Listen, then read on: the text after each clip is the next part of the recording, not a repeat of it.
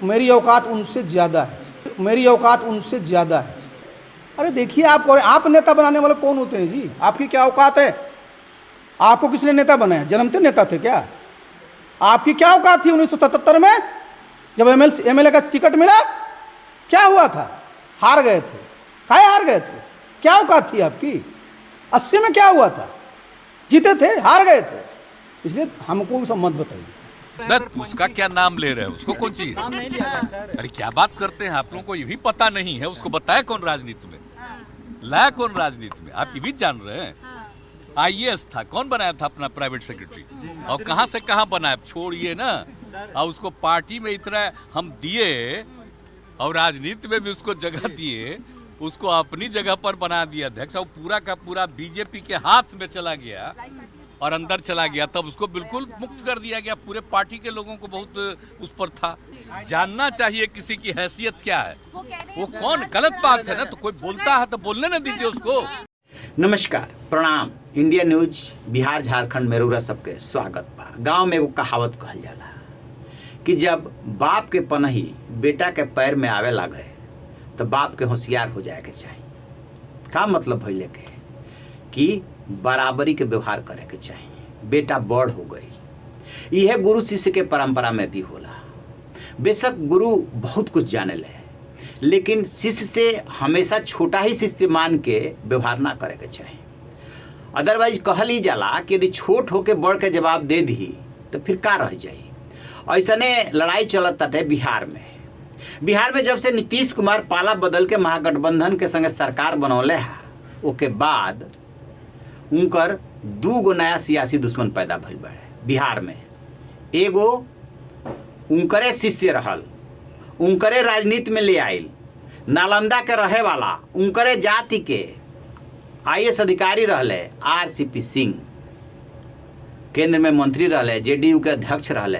आ दोसर नया सियासी दुश्मन बनता रहे अब प्रशांत किशोर जेडीयू में रह चुकल बाड़े। आ एगो सियासी दुश्मन पहले से बाड़े चिराग पासवान, जौन हमेशा नीतीश कुमार के ललकारते रहले। लेकिन मजेदार जौन लड़ाई भइल बा ऊ भइल बा आरसीपी सिंह आ नीतीश कुमार में। बहुत नीतीश कुमार आरसीपी सिंह को उल्टा सीधा बोल रहे थे। नतीजा ये भइला कि आरसीपी सिंह के जैसे ही मौका मिलल है वैसे ही नीतीश कुमार के तबीयत से धो दिया है। आप पूछले है कि तहार का औकात बा, तहार का हैसियत बा, ऊ बतावा। अब सुनी सब है कि का कहता रहे आरसीपी सिंह। अच्छा सुनिए जी, मेरी औकात क्या है ना उनको भी पता है, और उनकी मेरी औकात उनसे ज़्यादा है। ये मैं बता दूँ, इसलिए मैं बता दूँ कि 1982 में कहाँ थे वो? सड़क पर घूम रहे थे, समझे। और 1982 में मैं गांव में पढ़ करके मेहनत करके सिविल सर्विसेज की परीक्षा पास किया था, समझे ना। दिए थे, कभी परीक्षा दिए थे। एक बार परीक्षा इंजीनियरिंग पास करने के बाद किस चीज़ का परीक्षा था? नेवी का। पास किए थे, पूछ लीजिए। अरे देखिए, आप नेता बनाने वाले कौन होते हैं जी? आपकी क्या औकात है? आपको किसने नेता बनाया? जन्मते नेता थे क्या? आपकी क्या औकात थी 1977 में जब एमएलए का टिकट मिला? क्या हुआ था? हार गए थे। काहे हार गए थे? क्या औकात थी आपकी? 80 में क्या हुआ था? जीते थे, हार गए थे। इसलिए हमको सब मत बताइए। आपके मन में अगर कुंठा है तो कुंठा से ग्रसित आप होइए। श्रीमान जी, मेरी औकात आप क्या नापिए? कहते उसकी हैसियत क्या है? लोकतंत्र में श्रीमान मुख्यमंत्री जी सभी की हैसियत बराबर होती है। भारत का संविधान इक्वालिटी, लिबर्टी, फ्रेटर्निटी सबको देता है कि नहीं देता है? सब बराबर हैं। आप मुख्यमंत्री क्यों हैं? क्योंकि जनता ने आपको चुना है, जनता ने आपको नेतृत्व करने का मौका दिया है। आप अपने नाम से मुख्यमंत्री नहीं हैं। जिस दिन हट जाइएगा खत्म। इसलिए ये की हैसियत क्या है? लोकतंत्र में सबकी हैसियत बराबर है, चाहे उनकी हैसियत, हमारी हैसियत, आपकी हैसियत, पूरे देश की जनता की हैसियत बराबर है। सर, जदयू और नीतीश कुमार सारे लोग आपको गद्दार कह रहे हैं कि पार्टी। अरे गद्दार कौन है जी? जो बोलता उससे बड़ा कोई है क्या? एक बार नहीं, 2 बार नहीं, 3 बार जनादेश का अपमान करने वाला के मुंह से इस शब्द अच्छा लगता है? हमने, अरे सुनिए, जिसका नाम ले रहे हैं उस पर मैं बहुत वो मेरे साथ मित्र रहे हैं, मैं उनके बहुत चर्चा नहीं करता। और जहाँ तक चेहरा बनने की बात है तो चेहरा तो कोई भी बन सकता है, क्योंकि लोकतंत्र है। लेकिन देखिए, प्रधानमंत्री बनने के लिए मैंने बताया ना कि सबसे ज़रूरी क्या होती है, संख्या बल्कि कि आपकी संख्या कितनी है, आपके एमपी कितने जीतते हैं। आज आप बिहार में देख रहे हैं कि जो महागठबंधन की सरकार है, 165 एमएलए हैं, 40 आपकी लोकसभा की सीट है। जब सीट का बंटवारा होगा तो 4 सवा 4 पर एक सीट पड़ता है, तो 43 इनके एमएलए, तो 10 सीट 11 सीट मिलेगा इनको। 10-11 लड़ेंगे, कितने जीतेंगे तो पता बाद में चलेगा। उतने सीट पर आप जाइएगा केंद्र में, और वहाँ कौन आपको प्रधानमंत्री मान लेगा जी? वहाँ बहुत सारे क्षेत्रीय पार्टी के लोग आएंगे जिनकी संख्या आपसे ज़्यादा होगी। इसीलिए देखिए, लोकतंत्र जो है ना, संख्या बल पर आधारित है ना, संख्या के आधार पर ही तो सरकार बनती है ना। सर, सवाल है कि क्या जितने भी भारत के विपक्षी पार्टियां हैं, चाहे ममता बनर्जी की पार्टी हो, मायावती की पार्टी हो, अखिलेश यादव की पार्टी हो, या फिर दक्षिण भारत में चला जाए वहाँ की क्षेत्रीय पार्टियां हो, वो लोग इनको पीएम मानेंगे अपना पीएम? ये तो मैं कैसे बताऊं जी। तो देखिए, आप जरा जान लीजिए, जिनका जिनका आप नाम लिए वो अपने आप में शख्सियत है, अपने अपने प्रदेश की राजनीति करते हैं, अपने अपने प्रदेश में मुख्यमंत्री रहे हैं, अपने अपनी उनकी एक पकड़ है, उनका अपना एक जनाधार है। तो कोई अपना जनाधार किसी को देता है आज की तारीख में? आज किसको लोग पूछता है? जिसकी ताकत हो।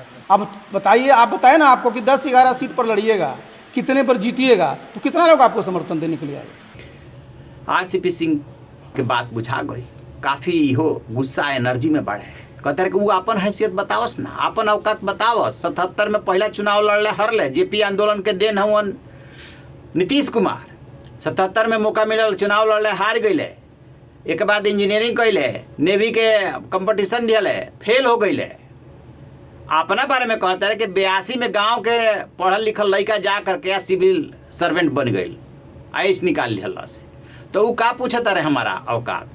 तन की भर पीछे चल के देखे के पड़ी कि आरसीपी सिंह आईएएस अधिकारी रहले। नीतीश कुमार जब रेल मंत्री बनले तो बेनी प्रसाद वर्मा एक समाजवादी पार्टी के नेता रहले, उनकरा संगे ई काम करते रहले। मुलाकात कहीं भइल, एके जात के रहेलो, एके प्रदेश के रहेलो, एके जिला के रहेलो। ये मुलाकात जो है धीरे धीरे बढ़ गई, एक दूसरा के नज़दीक आ गई लो। तो रेल मंत्री में उनकरा का रहते हुए अपना का ओएसडी बना ले। फिर बिहार ले गए प्रतिनियुक्ति पे, और उसके बाद आरसीपी सिंह जो है वहाँ वो जगह से बीआरएस लेकर के राजनीति में उतर गए। नीतीश कुमार उनकरा के आगे बढ़ौले, इसमें कोनो दो राय नहीं है। तो राजनीति में नीतीश कुमार उनकर गुरु हो गए और चेला हो गए। करत करत तू बन गए जेडीयू के राष्ट्रीय अध्यक्ष, आ फिर जाके केंद्र में मंत्री। लेकिन जैसे ही केंद्र में मंत्री बनले आरसीपी सिंह, नीतीश कुमार उनकर से नाराज हो गए। का है तो ये बात पे नाराज भइले कि नीतीश कुमार चाहत रहे कि केंद्र में कम से कम जेडीयू से 4 गो मंत्री बनस, आ 4 गो ना तो कम से कम 2 गो तो बनस। ललनो सिंह के मंत्री बनाओ चाहत रहे, लेकिन आरसीपी सिंह ललन सिंह के ना चाहत रहे। वो नीतीश कुमार के कहल बा कि जाके बीजेपी से मिल गई। अब नतीजा ये भइल कि कड़वाहट बढ़ गई, आ आरसीपी सिंह के फिर से राज्यसभा सदस्य ना बनौले, मंत्री पद चली गई। ओके बाद उनकरा संपत्ति के हिसाब मांगे लागल जेडीयू, तो वो जेडीयू छोड़ दिया और ज़्यादा कड़वाहट बढ़ गई। आरसीपी सिंह पे बीजेपी चूँकि वहाँ पे अकेले पड़ गई बड़ी पार्टी के रूप में, तो आरसीपी सिंह के सिर पे हाथ रख दिले बीजेपी। अब बीजेपी के हाथ रखते ही आरसीपी सिंह बम बम करता रहे। अब गुरु के गुरु नहीं खन समझत, जो ना कहे के तो सब कह दिले। लेकिन वो से पहले गुरु का चेला के बारे में बोल रहे है, तनी हो सुन ली सब। उसका क्या नाम ले रहे हैं, उसको कौन चीज? अरे क्या बात करते हैं आप लोगों को ये भी पता नहीं है? उसको बताया कौन राजनीति में, लाया कौन राजनीति में? आप ये भी जान रहे हैं?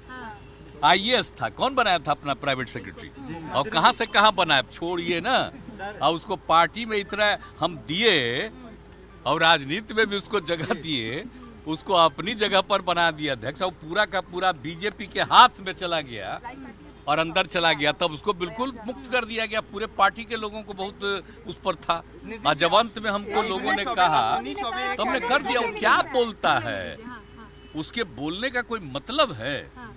आप जरा सोच लीजिए, इस बात को जान तो लीजिए कि वो कहां से राजनीति में आया, किसने लाया, क्या क्या बोलते रहता है, तरह तरह की बात बोलते रहता है। तो उसको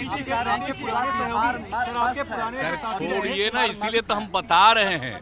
आप उस आदमी के बारे में हम कुछ बोलते हैं और आप लोगों को तो पूछना भी नहीं चाहिए। जानना चाहिए किसी की हैसियत क्या है, वो कह रहे वो हैं कौन, गलत बात है ना। तो कोई बोलता है तो बोलने ना दीजिए उसको। अरे वो तो आप सुन लीजिए, वो बीजेपी के अंदर था और पूरी पार्टी को नुकसान कर रहा था। अब वो चला गया, जाने दीजिए उसको, उसका क्या वैल्यू है।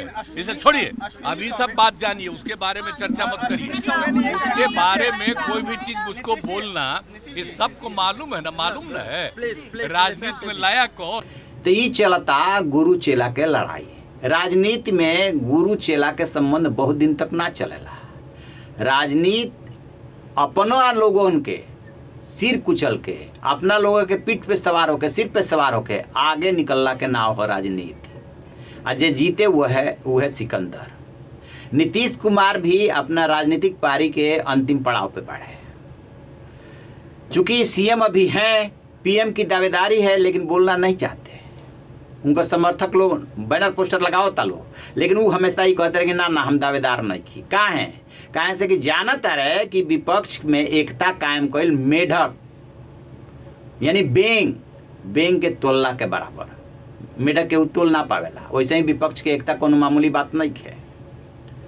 आरसीपी सिंह के ऊपर बीजेपी के हाथ बा, तो वो अलगा कूदता रहे, वो अपन मर्यादा तोड़ता रहे। जौन कुछ भी आज बोल रहे है वो बहुत मर्यादित ढंग से भी बोल सकत रहे, लेकिन ना, जौना भाषा में नीतीश कुमार बोलले गुरु, वही भाषा में चेला लेके जवाब दे दिले। तो अब देखे के ई बा कि ई गुरु चेला के लड़ाई कहाँ जाके खत्म होती है। आरसीपी सिंह कितना बीजेपी के काम आवता है, कहें से कि अभी उनको राजनीतिक जमीन तो कोनो बाना, लेकिन राजनीतिक जमीन बनावे के कोशिश करता है। और नीतीश कुमार ये होशियारी में बढ़े कि विपक्षी एकता कायम कर ली, तो बजाय कि जेडीयू या और ही केहू पार्टी के बोले, उन्हीं से बात ये आवे के चाहे कि नीतीश कुमार सबसे बढ़िया उम्मीदवार। तो यही दाव पेच में नीतीश कुमार लागल बड़े, आरसीपी सिंह ये दाव पेच में लागल बड़े, चाहे आरसीपी सिंह होखस, चाहे चिराग पासवान होखस। इनकरो के ऊपर वो कहता रहे इनकरा बारे में कि बीजेपी के एजेंट हों प्रशांत किशोर के बारे में। तो यहाँ लोग के पाले और कोनो ऑप्शन नहीं के। प्रशांत किशोर के बारे में तभी कुछ कहल बड़ा मुश्किल बा, लेकिन ये दोनों जना बीजेपी के संगे रही लोग, बीजेपी इनका यहाँ लोग के इस्तेमाल करी और नीतीश के जवाब देवे के कोशिश करी। तो राजनीति है देखे के बाकी के कितना सफल होता। तो ऐसा ही इंडिया न्यूज बिहार झारखंड रूरा सब देखत रही। समय समय पे बिहार झारखंड में जौन कुछ भी चलत अटे, वो पे हम लेके विचार अपन आए।